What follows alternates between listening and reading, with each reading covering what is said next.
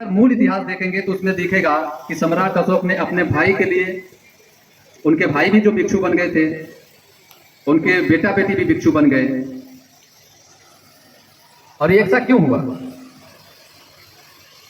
क्योंकि सम्राट अशोक जाकर के अपने गुरु से कह रहे हैं कि मैं इस पूरे भूभाग का सम्राट हूं, मेरा इस पर उत्तराधिकार है, मेरा इस पे अधिकार है, लेकिन मैं चाहता हूं कि मैं धम्म का उत्तराधिकारी बनूं।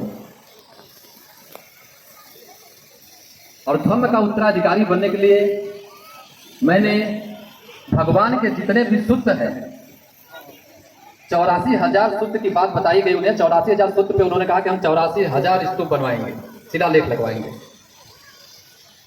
और भगवान बुद्ध के धर्म के अनुसार राज्य चलाएंगे। यदि मैं ऐसा करूं तो क्या मैं भगवान बुद्ध के धम्म का उत्तराधिकारी हो सकता हूं? धम्म का उत्तराधिकारी हो सकता हूं? उनके गुरु कह रहे हैं कि आप 84,000 नहीं, 84 करोड़ स्तूप बनवा दीजिए, लेकिन आप धम्म के उत्तराधिकारी नहीं हो सकते। फिर उन्होंने कहा कि कैसे हम धम्म के उत्तराधिकारी हो सकते हैं? उनके गुरु कह रहे हैं मोगलीपुत्र से कि जब तक कोई उपासक खुद धम्म में दीक्षित नहीं होता या अपने बेटा बेटी को धम्म में दीक्षित नहीं करता, भिक्षु नहीं बनाता, तब तक वो धम्म का उत्तराधिकारी नहीं बन सकता।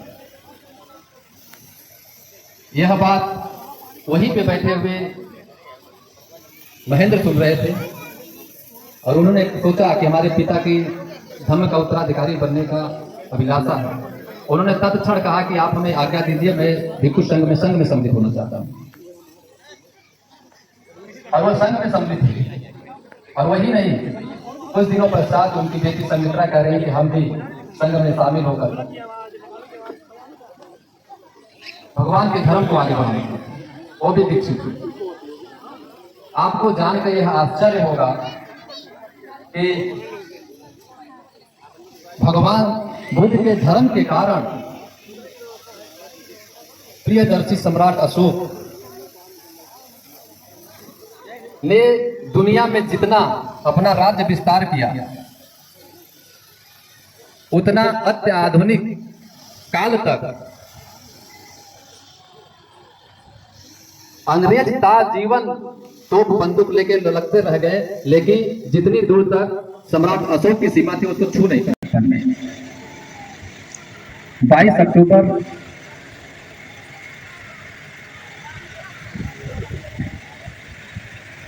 जो है कि 14 अक्टूबर सन 1956 में जो दीक्षा दी, वो धम्म विजया दिवस के दिन दी।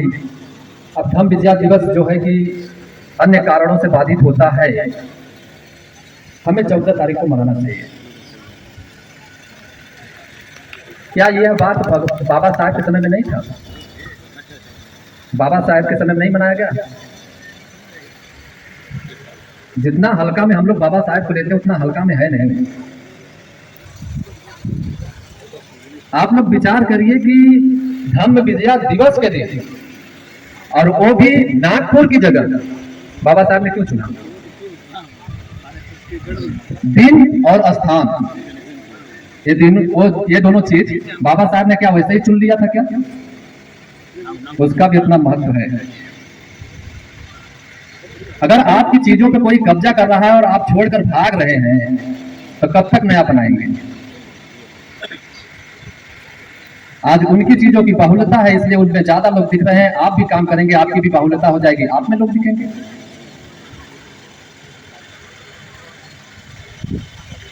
आप ये देखिए, एक चीज से मैं थोड़ा सा आप लोगों का ध्यान आकर्षित करना चाहूंगा ताकि इसका आप लोगों को बेस समझ में आए। क्या आप लोगों को पता चल रहा है कि ये वर्षावास चल रहा है क्या? बौद्धों का वर्षावास चलता है, बौद्ध भिक्षुओं का, पता है क्या? वर्षावास, ये वर्षावास होता क्या है? आज वर्षावास पता चलता है क्या? आप परिकल्पना करिए कि जब बौद्ध भारत था, जब बौद्धमय भारत था, जब प्रियदर्शी सम्राट अशोक ने अपने यहाँ धम्मा मात्रा, धम्मा महामात्रा, रज्जु जैसे अनेक पोस्ट बनाए और उनको यही काम दिया गया कि आप देखिए कि संघ में कोई परेशानी ना आने पाए, संघ के ऊपर कोई दिक्कत ना आने पाए। जो संघ एकजुट है, आगे बढ़ रहा है, धर्म का प्रचार प्रसार करने में कोई दिक्कत ना हो, उन्हें धर्म प्रचार के लिए ही नियुक्त किया गया था। वर्षावास में बौद्ध भिक्षु अपने बुद्ध विहारों में निवास करते हैं, बाहर कम जाते हैं। 3 महीने तक वो अध्ययन करते हैं, ध्यान साधना करते हैं, पठन पाठन का कार्य करते हैं। उसके बाद वर्षावास खत्म समापन होने के बाद इसको नगरों में भ्रमण करते हैं। जो 3 महीना सीखते हैं वही जाकर सिखाते हैं। ये भगवान बुद्ध के समय से परंपरा चली आ रही है। जब वर्षावास चालू होता था तब से लोग उपासक क्या करते थे, अपने यहाँ से खाना वस्त्र जो भी चीजें होती थी वो ले करके बुद्ध विहारों में जाया करते थे। और ये कौन सा महीना चल रहा है पता है क्या? कौन सा महीना चल रहा है? महीना पता चल रहा है आप लोगों को कौन सा महीना है? अक्टूबर चालू हो गया है, सितंबर खत्म हो रहा है ना? कितने लोग ये जानते हैं कि भारत का नेशनल कैलेंडर कौन सा है? भारत का नेशनल कैलेंडर मालूम है आपको? भारत का नेशनल कैलेंडर शक संवत है। और शक संवत को किसने चलाया था?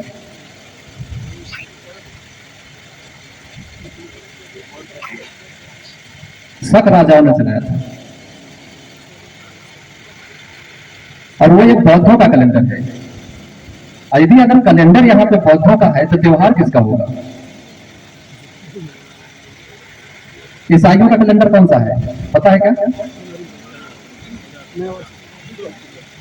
ईसाइयों का कैलेंडर ग्रेगोरियन कैलेंडर है। मुसलमानों का कैलेंडर कौन सा है? हिजरी सम्मत। तो अगर हिजरी सम्मत मुसलमानों का कैलेंडर है तो हिजरी सम्मत में किसी अन्य धर्म का त्योहार रहेगा क्या? अपने कैलेंडर में वो क्यों अपने दूसरे के त्योहार को बनाएगा? ग्रेगोरियन कैलेंडर में वो दूसरे का क्यों बनाएंगे? तो जब शक संवत बौद्धों का कैलेंडर है और वही आज का भारत का नेशनल कैलेंडर है तो उसमें त्योहार बौद्धों का किसी और का होगा? कैलेंडर आपका और त्योहार कोई और मना रहा है। यूं समझिए कि यहाँ का जो अभी भी इतिहास है, बोतल भी वही है, अंदर का मटेरियल भी वही है, बस उसका स्टिकर बदल दिया गया है। उसमें कहा गया कि मैं कह रहा था कि ये अगर के भारत का नेशनल कैलेंडर के हिसाब से देखें तो ये अश्विनी मास चल रहा है। अश्विनी मास में वर्षावास समाप्त होता है और हर एक माह में 2 पक्ष होते हैं, एक अंधेरा एक उजाला। अंधेरे पक्ष को कृष्ण पक्ष कहते हैं और उजाले पक्ष को शुक्ल पक्ष कहते हैं। बौद्धों में 4 दिन उपोषित रखा जाता है। कृष्ण पक्ष की अष्टमी, अमावस्या, शुक्ल पक्ष की अष्टमी और पूर्णिमा। तो ये अश्विनी मास में वर्षावास समाप्त होता है। अब जब वर्षावास समाप्त होता था तो उपासक और उपासिकाओं में बहुत हर्षोल्लास फैल जाता था और हर्षोल्लास इतना फैलता था कि वो लोग अश्विनी मास में ही अपने घरों में तैयारियां शुरू कर देते थे। क्या तैयारी करते थे कि अब भिक्षु संघ अपने बुद्ध विहारों से बाहर जाएगा, जगह जगह नगरों में धम्मदेशना करेगा, लोगों को ज्ञान विज्ञान का ज्ञान होगा। तो भिक्षुओं को विदा करने का, भिक्षुड़ियों को विदा करने का और उनको विदा करते समय वस्तु देने का उनमें इतना उल्लास रहता था कि वो लोग घरों में खुद तैयारियां चलती थी। जिसको अश्विनी पक्ष का जब ये लास्ट पूर्णिमा 7 तारीख को है, 7 तारीख को अश्विनी मास खत्म हो रहा है, उस दिन बनते लोग अपना अधिष्ठान तोड़ते हैं, प्रतिज्ञा तोड़ते हैं और उसके बाद कठिन चिवरदान होता है। विदेशों में आप जाएंगे तो देखेंगे कि 10 दिन 15 दिन पहले से ही उपासक लोग अपने घरों में चीवर बनाते हैं, उसको कलर करते हैं, रंगोलियां सजाते हैं, नगरों को सजा देते हैं और महिलाएं 9 दिन तक व्रत रखती हैं।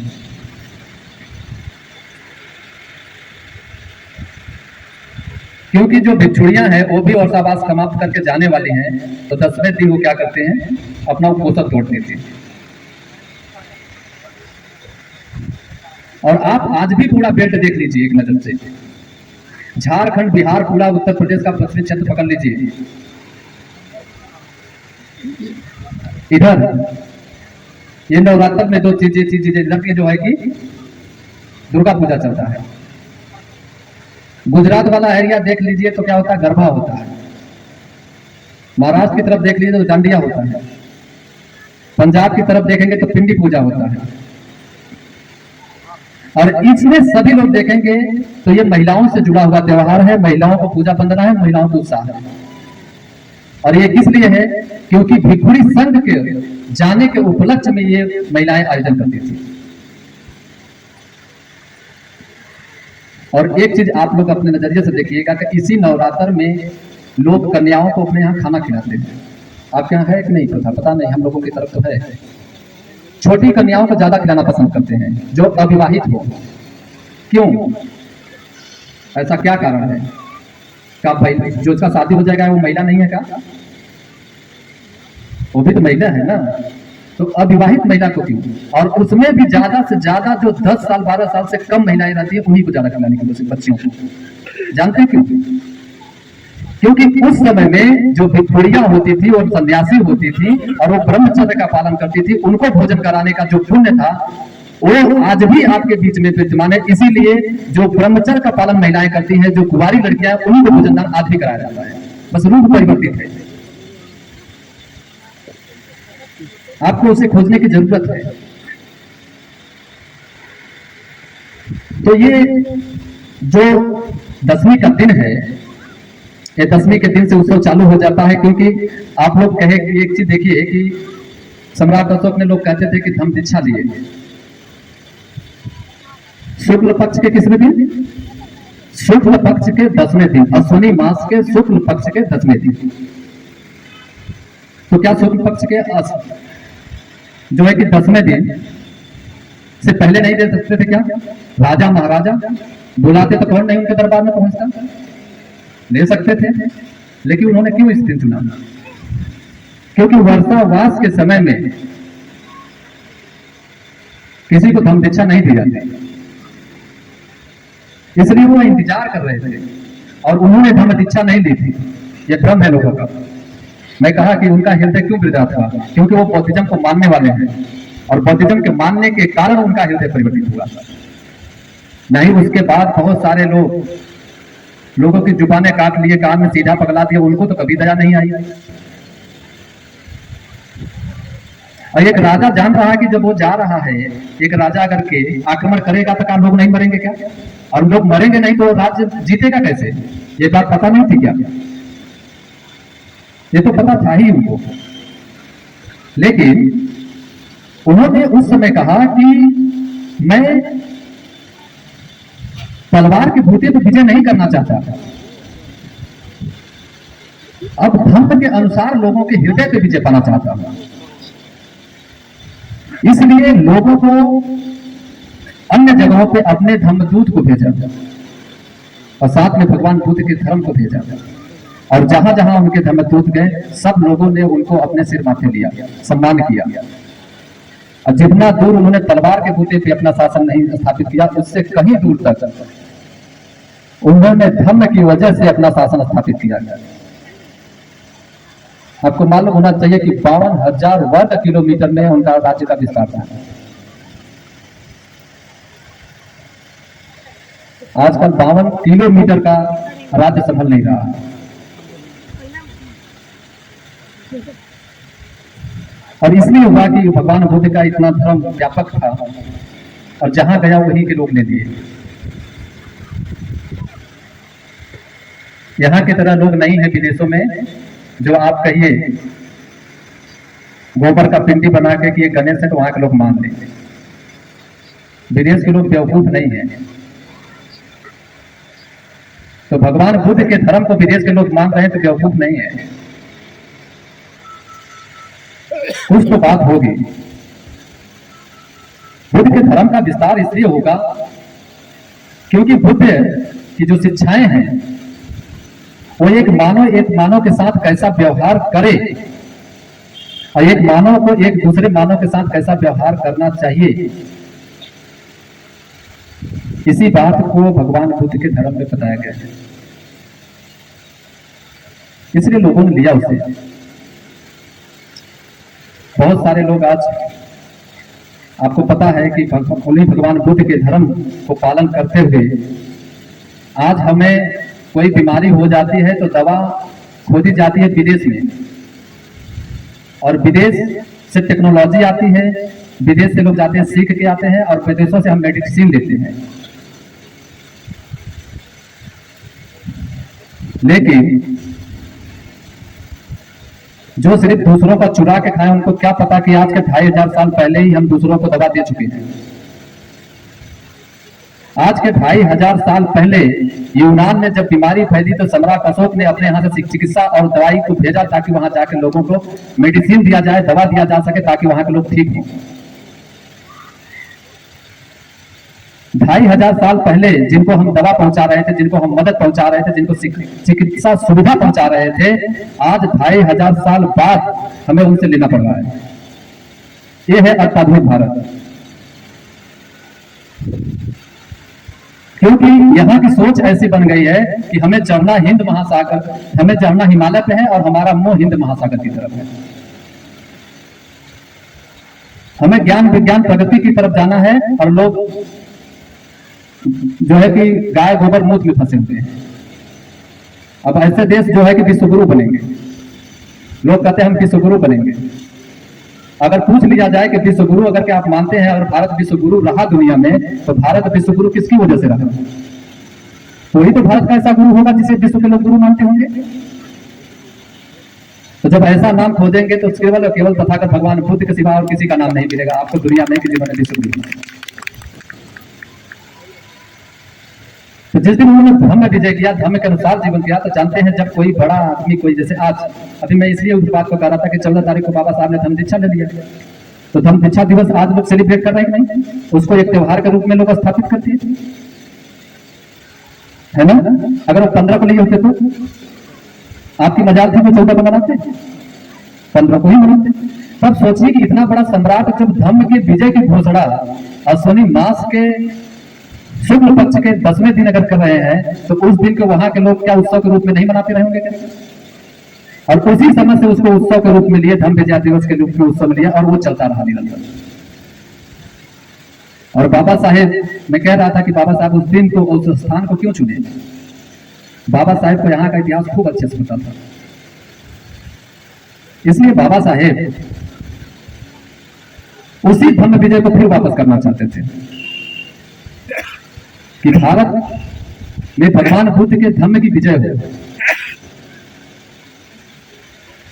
इसलिए उस दिन को चुना उन्होंने, और साथ ही साथ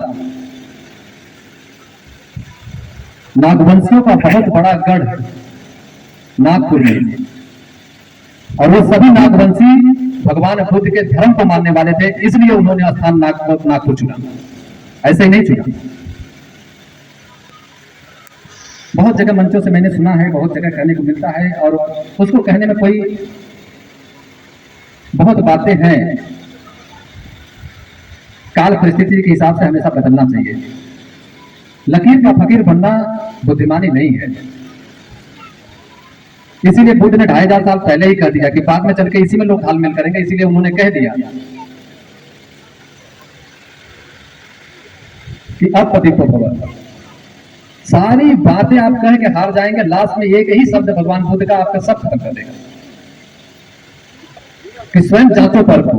और भगवान बुद्ध ने तो यहां तक कह दिया कि किसी बात को इसलिए मत मान लो कि मैं कह रहा हूं, या किसी बात को इसलिए मत मान लो कि बहुत परंपरागत चली आ रही है, या किसी बात को इसलिए मत मान लो कि बहुत पुराने ग्रंथ में लिखा है। किसी बात को तब मानो जब उसे जांचो परखो, आपके बुद्धि विवेक के कसौटी पे खरा उतरे और आपके हित में हो, लोगों के हित में हो, लोक कल्याण के हित में हो, तब उसे मानो, उसे करो। इसलिए बाबा साहेब ने उन चीजों को किया। अब जानते हैं कि बाबा साहेब भगवान बुद्ध के धर्म को क्यों लाना चाहते थे। बहुत जगह मंचों से बात की जाती है कि बाबा साहेब ने कहा कि हम हिंदू धर्म में पैदा नहीं हुए, लेकिन हिंदू धर्म में पैदा हुए लेकिन हिंदू धर्म में रह के नहीं मरेंगे। अनेक जगह कहीं भी सभा होगी तो उसमें अगर 4-6 वक्ता आएंगे तो 1-2 वक्ता तो ऐसा जरूर मिल जाएंगे जो इस बात को जरूर बोलेंगे। और इस बात को इसलिए बोलते हैं क्योंकि लकीर के फकीर हैं। इस बात को कोट करते हुए लोग कहते हैं कि ये येवला के मैदान में बाबा साहब ने बात बोली थी। निश्चित बोली थी, ठीक है, लेकिन ये बात भाषण की बात है उनकी, उनके रिसर्च की बात नहीं है। जो रिसर्च करके उन्होंने बुक लिखा उसमें ये बात नहीं है, उनके भाषण से संकलित किया गया है इसको। और जानते हैं भाषण काल परिस्थिति देख के बात की जाती है, और रिसर्च जो होता है वो ट्रूथ पे लिखा जाता है, वो किसी व्यक्ति विशेष के लिए नहीं। मैं यहाँ बोल रहा हूँ तो इतने लोगों को मद्देनजर रख के बोल रहा हूँ। यहाँ के लोगों को क्या समझाना है, कैसे समझाना है, किस परिस्थिति में हम उसको देख के बात करेंगे। अब यहाँ पे कोई कहानी में बताऊं, उस कहानी के माध्यम से आपको सिखाऊं और बाद में वो कहिए कि वो कहानी सत्य है, वो बंदे जी बताए थे, वो इतिहास में है, तो ये बात मिथ्या है। यदि वो बात सही है, मान लेते हैं कि एक देर के लिए बाबा साहब ने कह दिया, तो क्या इस समय उस बात को बार बार रिपीट करने का कोई उचित बनता है क्या? इससे हम लोगों को प्रेरित कर रहे हैं कि और उनके अंदर प्रेरणा भर सकते हैं इस बात से कि नहीं भर सकते, ये बात का महत्व है। बात तो बहुत सारी बुद्ध ने कही, बात तो बहुत सारी बाबा साहब ने कही। उसी बात के कोट में मैं एक बात कहना चाहता हूं कि बाबा साहब ने अपने रिसर्च में लिखा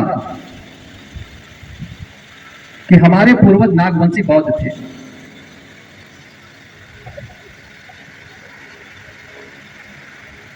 उन्होंने कहा कि मेरे पूर्वज नागवंशी बौद्ध थे। तो क्या यह एक तरफ उनकी यह बात कि मेरे पूर्वज नागवंशी बौद्ध थे और एक तरफ यह बात कि हमारा हिंदू धर्म में जन्म हुआ लेकिन हिंदू धर्म में मरेंगे नहीं, दोनों आपस में क्या कंट्राडिक्ट नहीं करती क्या? दोनों एक दूसरे को विरोधाभास नहीं है क्या? और ठीक है, उन्होंने कहा तो बात छोड़ दीजिए। बाबा साहब ने जब धम्मदीक्षा लिया तो उन्होंने कहा, ये जग जाहिर है, सब जानते हैं कि बाबा साहब ने कहा कि इसके बाद मेरा जीवन जितना भी बचा है शेष, उसमें मैं कोई काम नहीं करूंगा, सिर्फ और सिर्फ धम्म का प्रचार प्रसार करूंगा। और उन्होंने वहीं पे कहा कि अगर मैं 2 साल और जीवित रह गया तो मैं पूरे भारत को बौद्ध में भारत बना दूंगा। लेकिन बाबा साहेब के वंशज अभी इसी में फंसे हुए हैं कि हम हिंदू हैं कि बौद्ध हैं। बाबा साहब हिंदू थे कि बौद्ध थे? अभी यही कंफ्यूजन नहीं दूर हो पाया और बहुत जोरों शोरों से नारा लगाते हैं, बाबा साहेब आपका मिशन अधूरा, हम सब मिलकर करेंगे पूरा। लेकिन मिशन क्या है ये पता नहीं है। ये उसी तरीके का है कि घर में बैठ करके ख्वाब देख रहे हैं कि एक दिन हम IAS बनेंगे और बाद में चपरासी के लायक भी नहीं बचते। फिर उनसे पूछा जाता था, कहते हम सोचे तो बहुत, रात रात भर सोचे, रात रात भर चिंतन किए, अब नहीं बन पाए तो क्या करें, किस्मत तक खराब थी। लेकिन किया क्या है आपने, ये महत्वपूर्ण है ना। तो बाबा साहेब का पहले जो वक्ता आए उन्होंने बताया भी कि बाबा साहब कहे कि हम जा करके जो बौद्ध धर्म रूपी वृक्ष है वो सूख रहा है, उसमें पानी डालने का काम करूंगा और पुनः उसे हरा भरा करूंगा। ठीक है, पानी डाला, अब उसे हरा भरा किया, तो उसको हमें क्या अब उसको हरा भरा जो हुआ है उसको और वृक्षों को रोपण करना चाहिए। बाबा साहब ने कहा कि मैं बुद्ध में भारत बनाना चाहता हूं, उनका एक ही सपना था, यही मिशन था। बाकी लोग कहते हैं कि मैं इस बात से एग्री नहीं करता। लोग कहते हैं कि बाबा साहेब का मिशन था शिक्षित बनो, संगठित रहो, संघर्ष करो। ये आपको करने की जरूरत नहीं है, वो सब बाबा साहब व्यवस्था करके गए हैं। उसके लिए बाबा साहेब संघर्ष किए। जो काम आपको छोड़े हैं वो बौद्धमय भारत बनाने का काम छोड़े हैं, आप उस काम को न करके शिक्षित संगठित संघर्ष के लिए काम कर रहे हैं, इसलिए काम गड़बड़ हो रहा है। बाबा साहब ने संविधान में आपको शिक्षा का राइट नहीं दिया क्या? संगठन बनाने का राइट नहीं दिया क्या? अपनी बात रखने का राइट नहीं दिया क्या? तो जब वो संविधान में आपके लिए संघर्ष करके वो इंप्लीमेंट कर दिए तो संघर्ष करके आपको दे ही दे दिए, वो तो आपको प्राप्त ही है। क्या अधूरा छूटा उनका? जो बौद्ध में सपना था, बौद्ध में भारत बनाने का सपना था, वह छूटा था और वह नहीं पूरा हो पा रहा है।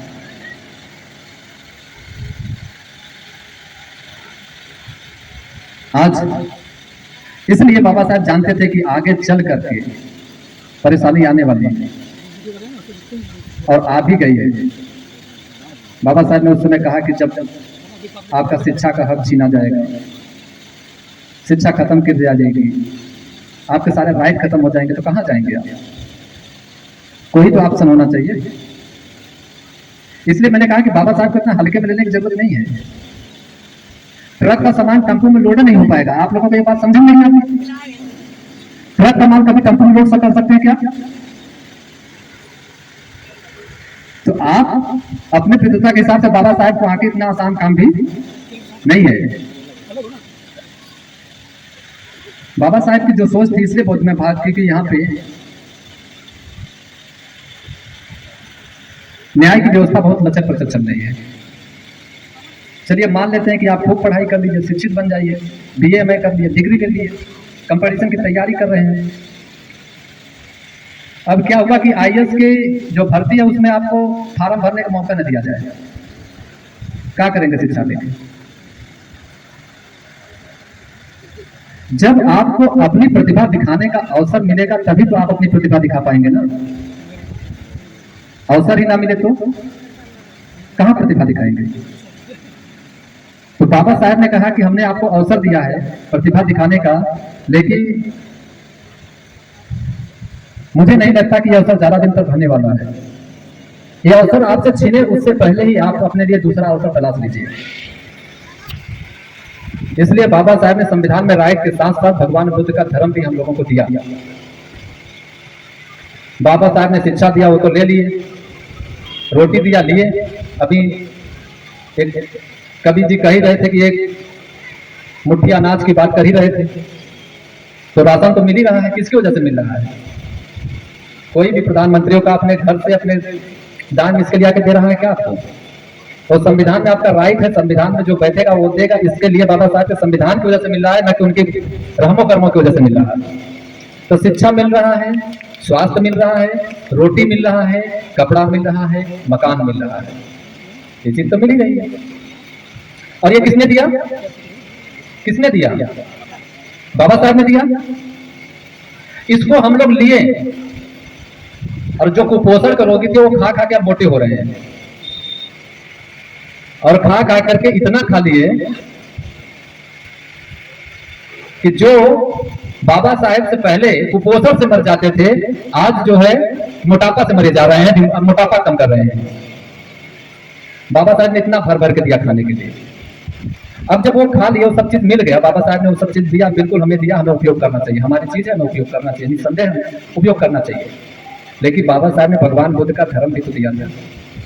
जब बाबा साहब का दिया हुआ शिक्षा आपके लिए बहुत फायदेमंद थी, बाबा साहब का दिया हुआ रोटी आपके लिए फायदेमंद सिद्ध हुई, बाबा साहब के द्वारा दिया गया मकान आपके लिए फायदेमंद था, बाबा साहब के दिया हुआ कपड़ा आपके लिए फायदेमंद था, तो क्या बाबा साहब के द्वारा दिया गया धर्म आपके लिए नुकसानदेह होता क्या? तो जब वो सब चीज हम तुरंत लिए तो बाबा साहब का दिया हुआ धर्म भी हमें तुरंत बिना सोचे समझे ले लेना चाहिए। और यह मानिए कि जितना जल्दी हम लोग लेंगे उतना ही जल्दी फायदा करेगा। नौबत यह न आ जाए कि जाते जाते डॉक्टर ही जवाब दे दे।